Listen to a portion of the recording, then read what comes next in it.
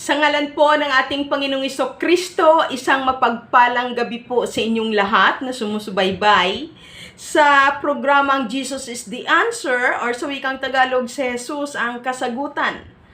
Ang buwang ito ay buwan ng ating sariling wika. Kaya sisikapin po natin na makapagsalita ng wikang Tagalog.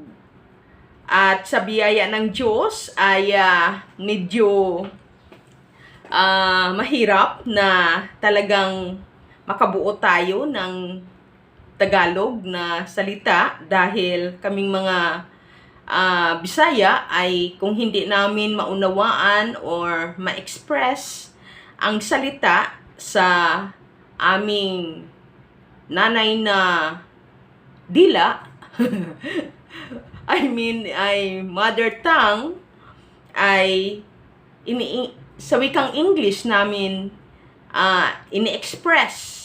At the same time, ay sa biyaya ng Diyos, ay nakakapagtagalog kami. Ngunit, kay buti ng Panginoon, naway matapos natin itong maluwalhati at matagumpay. Ang ating paksa po sa buwan ng Agosto ay patungkol po sa gawa ng kabutihan at katapatan. Mula po sa Panaghoy chapter 3, verse 22 to 23. Panaghoy 3, Kabanata 3, 22 hanggang 23. Ang sabi po sa wikang Tagalog, ang hindi nagmamaliw na pag-ibig ni Yahweh at ang kanyang walang kupas na kahabagan. Hindi nagbabago tulad ng bukang liwayway. Dakila ang kanyang katapatan.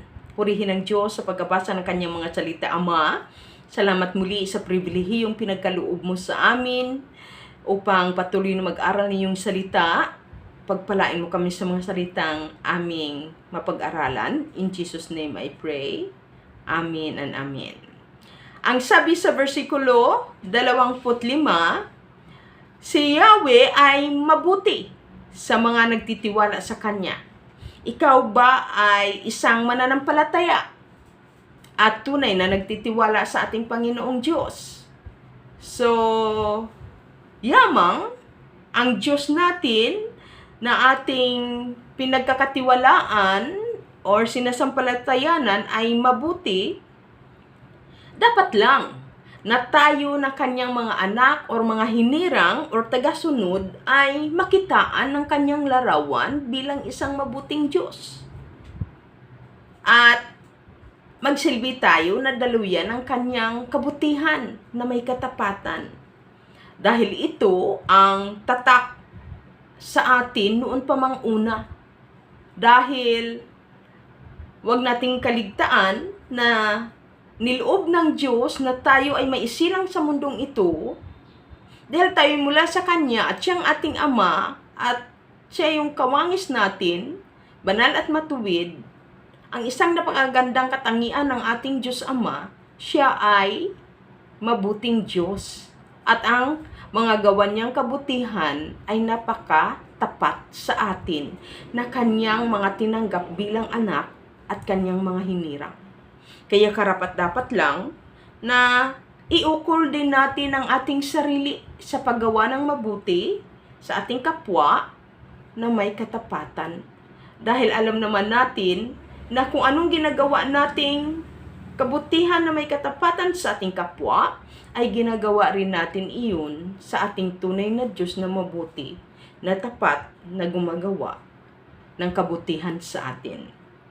At sabi nga si Efeso, Kabinata 2, 10, tayo'y kanyang nilikha sa pamamagitan ni Kristo Jesus, upang iukol natin ang ating buhay sa paggawa ng mabuti.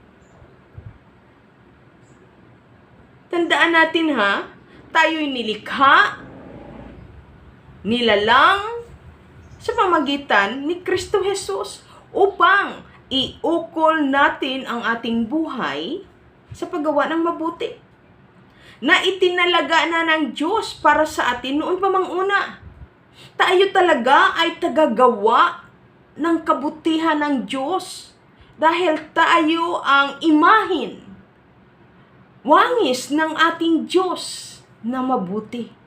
Kaya dapat lang talaga sa dinami-daming tao sa mundo na may kanya-kanyang relihiyon, dapat tayong mga ipinanganak na muli na tunay na mga hinirang ni Kristo Jesus na talagang nasa eklesiya niya ang karapat-dapat na tayo ang makagawa ng kabutihang may katapatan. Tayo dapat ang magiging isang mabuling example para sa lahat ng mga tao o anumang lahi o relihiyon o lingwahe. Ang mga taong ito, makikilala tayo na tayo ay mga Kristiyano dahil sa katapatang kabutihang gawa natin. Kaya, bakit kailangan na may katapatan tayo sa paggawa ng mabuti? Dahil ito ang alay na kinalulugdan ng Diyos. Ang bawat paggawa pala natin ng mabuti, ito'y alay na kinalulugdan ng Diyos. Sabi sa Hebreo chapter 13 verse 16. At huwag nating kaligtaan ang paggawa ng mabuti at ang pagtulong sa iba sapagkat iyan ang haing kinalulugdan ng Diyos. So, sa bawat paggawa pala natin ng mabuti o ng kabutihan na may katapatan, iyon ay nagsisilbing kalugod-lugod na handog sa Diyos ang lahat ng kabutihan nating ginagawa. Dahil lagi nating tandaan, ang mga kampo ni Satanas, even si Satanas, ay nagmumukhang anghel para makapaglinlang. Kaya, anong ibig sabihin? Kaya din ni Satanas at ng kanyang mga kampon gumawa ng kabutihan. Kaya lang, hindi makita sa kanila ang katapatan sa kabutihang kanilang ginawa. Dahil likas na sa kanila na kaya sila gumagawa ng mabuti dahil may masamang motibo at may nais lang kunin sa iyo. Nais lang makipag-sympathy para kunin ka at maggamit nilang instrumento sa kung anumang motibo nila. Bakit ginagawan kayo ng kabutihan? Pero hindi sila papayag na hindi nila makuha ang iyong kaluluwa. Kaya, kung gumawa ng mabuti, si Satanas at ang kanyang mga kampon, yun ay walang katapatan. Yun ay panliling lang. Kaya dapat sa ating mga Kristiyano, ang totoo na sa atin magmumula ang kabutihang may katapatan. Walang anumang dahilan kaya tayo gumagawa ng mabuti sa ating kapwa. Dahil alam natin, kaya tayo gumagawa ng mabuti na may katapatan dahil wala tayong ibang ninanais kundi ang laging makita sa atin ng ating Diyos Ama na ating tagapaglikha at tagapagligtas at pinagmula ng lahat ng bagay para sa biyaya niya ay makagawa tayo ng mabuti dahil ito ay alam natin na isang mabangong handog para sa Kanya ang mga kabutihan nating ginawa. Kaya inuulit ko sa Hebreo Kabanata 13 versikulo 16. At huwag nating kaligtaan ang paggawa ng mabuti at ang pagtulong sa iba sapagkat iyan ang haing kinalulugdan ng Diyos. Lagi nating tandaan na nagkasala ka sa Diyos kung alam mong mabuti, ngunit di mo ginawa. Pinapatunayan sa Santiago, Kabanata 4, 17, ang nakaalam ng mabuti na dapat niyang gawin, ngunit hindi ito ginawa, ay nagkakasala. Kita? Kaya, wag na tayong magtangi ng tao. Kapag alam natin ng ating kapwa ay nangangailangan ng tulong.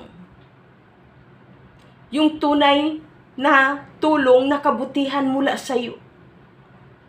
Kahit yan pa ay kaaway natin. Sabi nga ng Diyos, kung nagugutom ang inyong kaaway, pakainin siya. Bigyan ng regalo ang mga taong may galit sa iyo. Mahalin ang iyong kaaway. Kaya may nag-share nga sa akin, isa kong kaibigang doktor, na sabi niya, Pastora, hindi ba ako nagkakasala sa Diyos? Sabi ko, bakit po? Kasi, lagi pong may pumupunta kapag ako po ay tuwing ang schedule niya ay panggabi siya bilang doktor. Isang public doctor po siya. Sa isang nayon. Sabi niya, minsan, hindi lang minsan, Pastora, lagi po kaming nagugulat dahil maraming minsan pumupunta sa hospital ng mga madaling araw na may dalang mga sugatan at mga armado sila. So, sa takot namin ay ginagamot namin, bagaman sila ay rebelde sa bayan. Sabi ko, Dok, likas na sa atin bilang mga hinirang ng Diyos at lalong-lalo na sa inyo, nanumpa kayo na wala kayong pinipiling gamutin. Basta ang mga kapwa-tao natin ay nangangailangan ng tulong para madugtungan ang kanilang buhay. So, hindi ka nagkasala. Ang mahalaga lang dito ay isure mo na sa bawat paggamot mo sa mga rebuilding ito na pumupunta sa clinic upang magpagamot sa iyo ay totoong kabutihan ang iyong ginawa. Hindi lang dahil natakot ka sa kanila para magsilbi iyong mabangong handog sa harapan ng Panginoon. Kahit na sila ay rebelde sa bayan. Hindi naman ibig sabihin na sumusuporta ka sa kanila. Karapatan mo bilang doktor na gumamot kahit sino pa yan, basta may buhay. Hindi naman ibig sabihin na sumusuporta ka sa kanila at kaisa ka sa kanilang ipinaglalaban sa gobyerno. So, hindi ka nagkasala. Ang motibo mo lang din na iyong ginawa ay isure mo na yun ay ginawa mo dahil tunay na mabuti kang doktor at nais mo tulungan ang mga humihingi ng tulong sa iyo na kabutihan mula sa iyo. Kaya dahil ang sabi ng Diyos, nagkakasala tayo kung alam natin na mabuti ngunit hindi natin ginawa. So, pinapatuduhanan sa Santiago, Kabanata 4:17, ang nakaalam ng mabuti na dapat niyang gawin ngunit hindi ito ginawa ay nagkakasala sa Diyos. Ang masama dito, kung humihingi sa iyo ng tulong mga kampon Satanas upang magbenta ng mga drugs, no? Or mang injection ka ng drugs, or may kumpari ka na alam mo may utang na loob ka sa kanya dahil ginawan kanya ng mabuti, tapos niyaya ka na maglasing, pupunta kayo sa bahay aliwan.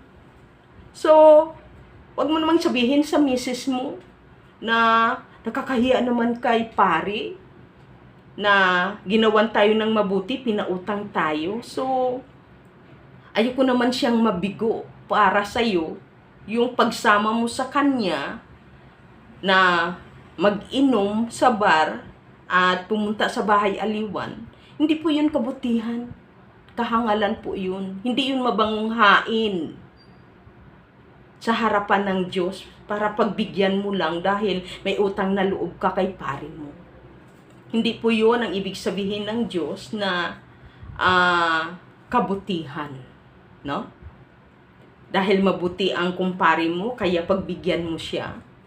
Basta ikasisira ninyong mag-asawa, ikasisira ninyong buong pamilya, ikasisira ng iyong kapwa, hindi po yun kabutihan. Kaya huwag kang makiisa sa ganung klaseng hinihingi sa iyo ng tulong na lumalapit sa iyo na nagkukunwari na mabait o mabuting tao, pero dinadala ka at binubuyo sa pagkakasala.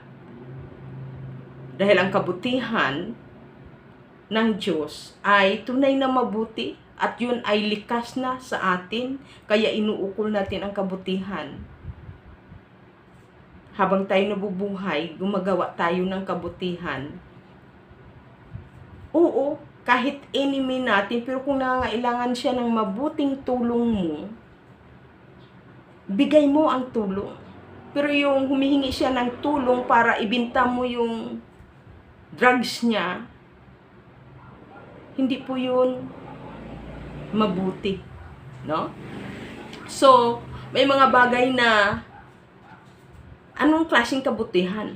Alam mo na may, halimbawa, mayroon ka naman at emergency na kailangan ng kapwa mo ang pera dahil may emergency siyang bayarin. So, pero dahil oo, may katuwiran ka, inilaan mo yan. Pero kung medyo malayo-layo pa naman ang due date mo, pero ngayon na talaga yung emergency na alam mo naman na emergency na kailangan ng kapwa mo ang pera. So yun yung sabi nga ng Panginoon na nagkakasala ka at nalaman mo ay namatay na lang kasi walang pang-down sa hospital. Kaya lumapit nga sa iyo para makahiram muna para pang-down sa hospital dahil 50-50 na ito at sana ay para madugtungan pa ang buhay.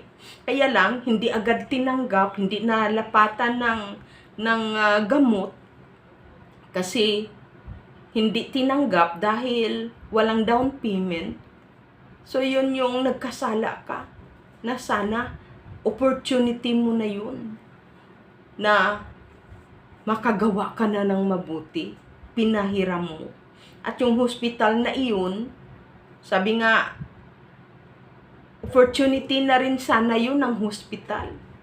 Na makagawa ng mabuti ang hospital na yun na kahit walang down payment, ang mga 50-50 na mga pasyente, kung ginamot agad or tinanggap, di sana nadugtungan pa ang buhay. So, pero hindi tinanggap namatay. So, yung sinabi ng Diyos, nagkakasala ka sa Diyos kung alam mong mabuti, ngunit di mo ginawa. Sana nadugtungan pa ang buhay ng taong iyon. Dahil, yan nga, ang sabi ng Diyos sa Santiago, ang nakaalam ng mabuti na dapat niyang gawin, ngunit hindi ito ginawa, ay nagkakasala sa Diyos. Ano pa? Tandaan natin, hindi natin pwedeng sabihin wala akong pakialam sa taong iyon. Bilang mga Kristiyanong, inukol na natin ang ating buhay. Bakit sinabi mo, wala akong pakialam sa taong iyon? Bakit? Kasi alam mo, hindi ka tinulungan yung mga bagay na yun na nangangailangan ka talaga ng tulong. Imalay mo naman, wala talaga siyang maipahiram. Pero at least, yung mga panahong iyon ay may tumulong sa'yo. Kaya nainis ka sa kanya kasi hindi ka talaga niya tinulungan at iba ang tumulong sa'yo. Kaya nung siya ay humihingi ng tulong, sinabi mo, wala akong pakialam sa kanya. No? Ang sabi sa Kawikaan, Kabanata 24:12, kapag sinabi mong wala akong pakialam sa taong iyan, ito'y hindi makakaila sa Diyos na nakaalam ng laman ng iyong puso. Alam ito ng Diyos na nakatunghay sa iyo. Pagbabayarin niya ang taong ayon sa kanyang ginawa. Alam ng Diyos yung puso mo. Inigrab mo yung opportunity na gumanti sa mga taong noon na gumawa sa iyo ng masama. Kaya aware or siyasatin natin ang ating mga puso or kaisipan na wag sana tayong hatulan ng Diyos sa pagbabaliwala natin sa ating mga kapwa dahil lang nais mo lang maghiganti sa Kanya. Kaya kahit may roon ka namang kakayahan na sa oras na yun ay pwede mo siyang tulungan, pero tiniis mo siya. At para kang si Cain na sinasabi mo wala kang responsibilidad or hindi mo tungkulin ang iyong kapatid o ang iyong kapwa. Na para bagang sinasabi ni Cain, ako ba'y tagapag-alaga ng aking kapatid? Ganun ang kanyang sagot sa ating Panginoong Diyos nung hinanap ng Panginoong Diyos sa kanya si Abel na kanyang kapwa, na kanyang kapatid.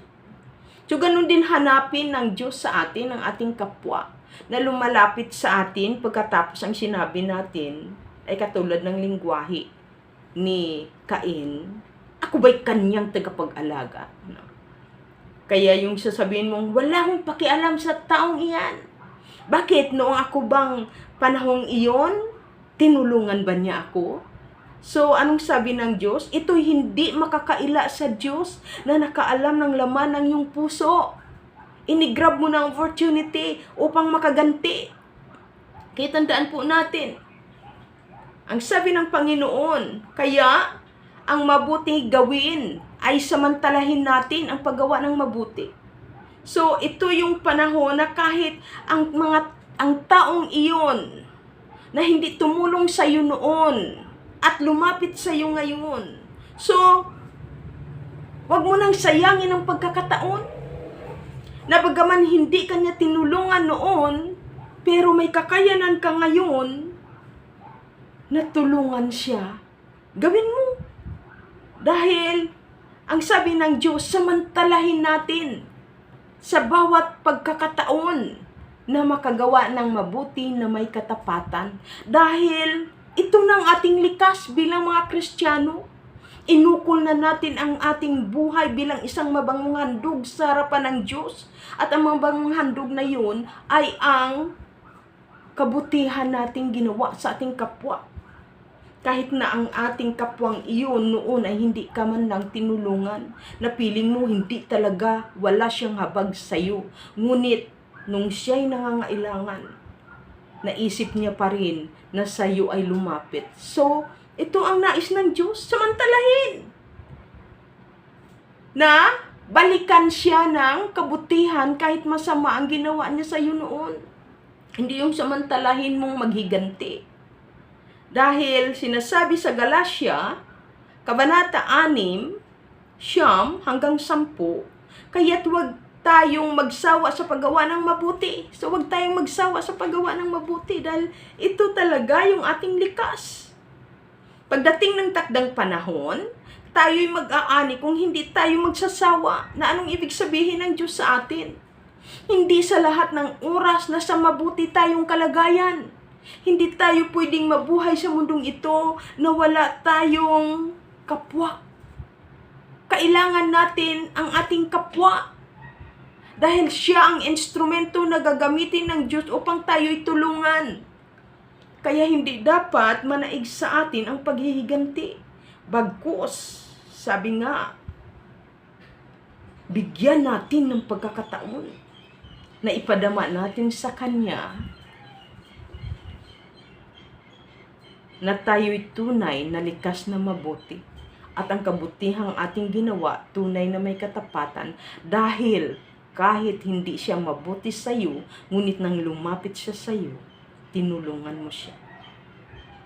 Kaya ito yung sabi ng Diyos. Huwag magsawa sa paggawa ng mabuti. Oo, sa 1, 2, 3, tapos biglang mareklamo na, aba, tama na. Namimihasa ka na, no?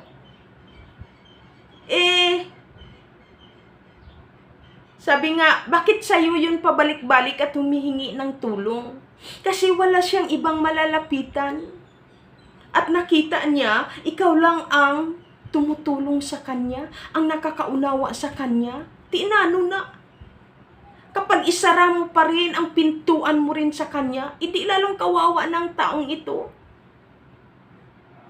Dahil sa kanyang sitwasyon, ikaw na lang pala ang tumutulong sa kanya. Kaya lagi siyang lumalapit sa iyo.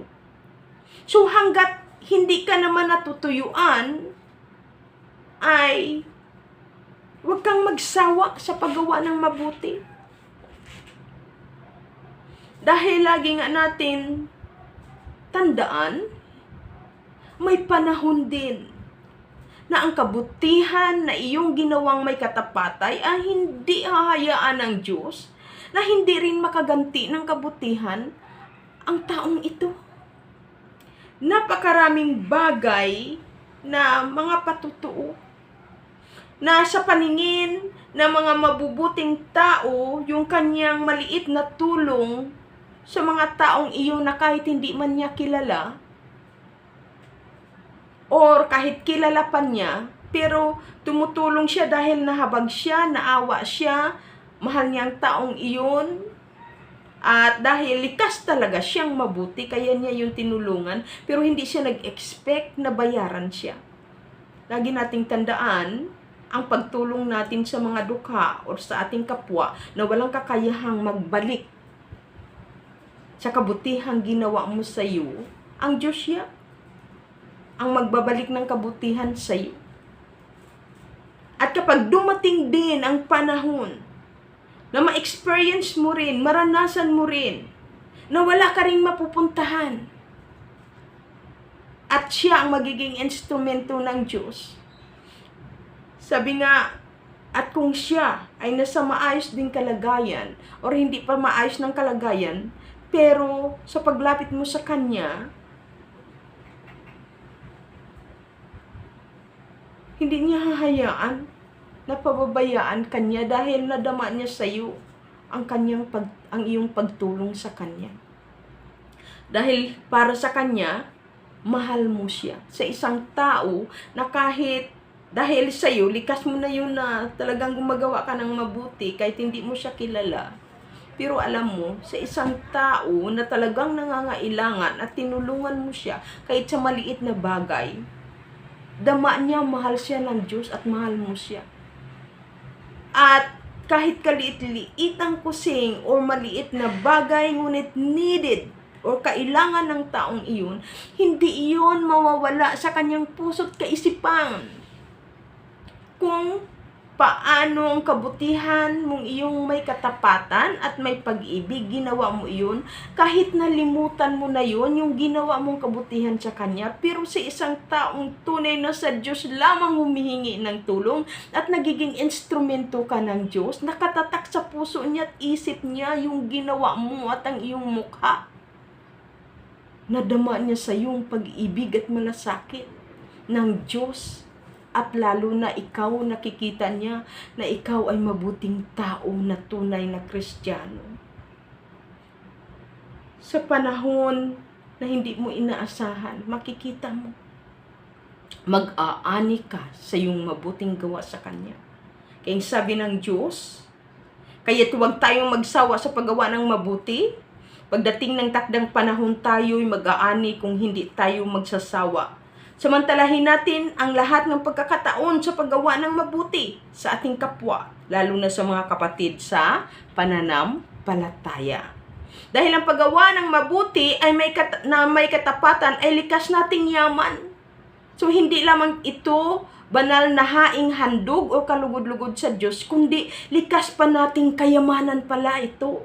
Sabi nga, sa paggawa ng mabuti na may katapatan ay likas nating yaman bilang mga hinirang ng Diyos. Sa unang Timoteo, Kabanata 6, versikulo 18 hanggang 19, turuan mo silang gumawa ng mabuti, magpakayaman sa mabubuting gawa, maging bukas ang palad at matulungin sa kapwa. Sa ganitong paraan, sila makapag-iimpok para hinaharap at magkakamit ng tunay na buhay. Yaman natin ang paggawa ng mabuti, hindi lang kalugod-lugod na handog sa harapan ng Diyos. Conclusion, pahayag Kabanata 19:8, pinagsuot siya ng damit na gawa sa pinong lino, makinang at malinis. Ang ibig sabihin ng pinong lino ay ang mabubuting gawa ng mga hinirang ng Diyos. So yun pala ang damit natin pagdating ng rapture. Definitely yan ang makita sa atin, damit, no? Sa kabutihang iyong ginawa na mabangong handog sa harapan ng Diyos at yaman natin sa langit at dito rin sa lupa.